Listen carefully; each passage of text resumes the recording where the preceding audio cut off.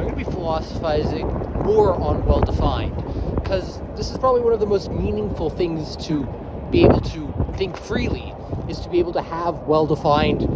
terminologies that we have access to knowledge, and specifically have well-defined meaning interpretations, ones that are ironically subjectively true,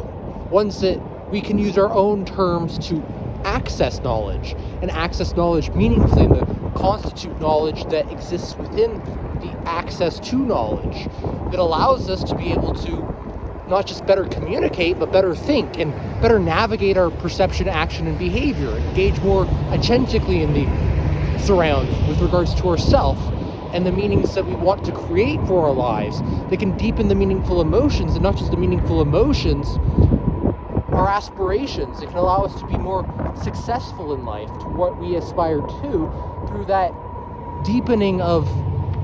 engaging meaningful emotion, but also meaningful learning and self-directed learning, that we can start to navigate ourselves in nearly every moment of our existence, in which we tend to be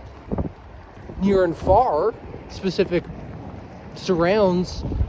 external to the surroundings of meaningful information, in which we have to meaning interpretation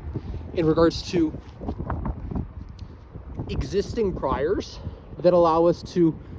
make sense and comprehend specific dynamics of cause and effect relationships that require us to constitute specific subjetivo-objetivo relationships a passão, informação, processos dentro our minds, and our representative propositions that constitute specific truth statements from subpropositions that, as a must, be valid, psychologically true, and meaningful. And all truth statements don't just require propositions, but constitutional subpropositions. And those subpropositions are perhaps more important than the propositions themselves. And you even see this when it comes to understanding any sort of sensibility when we're interpreting meaningful information in regards to specific subject matter and the material substance of that subject matter, what it means, and not just what it means, what the mental representations actually represent rather than are perceived to represent. So when we look out into the external surroundings, we can identify a particular material and make an association from our subjective perceptions in regards to that material, and through our direct perceptions can instantiate within our nervous systems, not necessarily instantiate through a philosophizing, but in our learning processes, the meaning of that, which we don't necessarily have, say, access to knowledge regarding what has been well defined in regards to existing priors, that you could, say, search up on Google and find a dictionary and look at a more well-defined definition. But actually, the dictionary doesn't always have the best definitions out there, and often the best definitions actually come from textbooks and people who study these specific subject matters and have a much more deeper understanding of the specific cause and effect relationships, that subpropositions are constitute knowledge from prior existing deeper self-discipline in regard to self-directed learning that are more expansive of the inter-category meanings, and also the internal validity of those meanings within the categories, and the categories that are connective to those, in which we draw from to be able to meaningfully comprehend the connectives in association with a specific subject matter. So for example, in psychology, we don't just understand the mind, we have to understand the mind and body connection. It's not enough to actually be able to understand the mind as to be able to constitute any sort of psychological, true, valid, and meaningful process. We actually have to understand both the mind and the body, and especially when it comes to understanding psychology, often even having well-defined access to knowledge regarding perception, action, behavior is very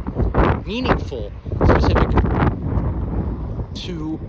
that mind-body connection. Because if you think of perception is where most of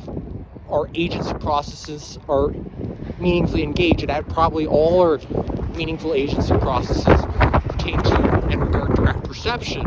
And to behave, we have to navigate our perceptions prior to being able to behave in a specific way. Because we have to meaning interpretation, meaningful information, and then make sense of it, what to do, and then be able to conduct that behavior from our direct perceptions. That all has to be processes within our mind, and it has to connect to the body in a dynamical cause and effect dynamic association that allows us to constitute these specific subjectivo-objectivo relationships that are well defined. And if you want to well define anything,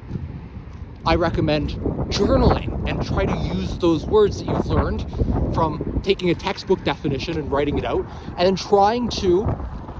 think prior, before you actually use it within a sentence, of what that word means, and then create a sentence, a creative process that you must engage to be able to have a deeper understanding of that term. And the more cognitive flexibility you can increase in regards to your capacity to access knowledge with regards to that term and the terming of the term that has to be connective to a specific terminology in which pertains to a self-discipline or a specific field of study that has preliminary principles. So there's specific rules regarding cause and effect relationships that have already been established by a prior existing philosopher who's instantiated specific meanings that you can go read up and search for yourself. And that's all I wanted to meaningfully say for this video. I hope you enjoy. Have an awesome one. Bye.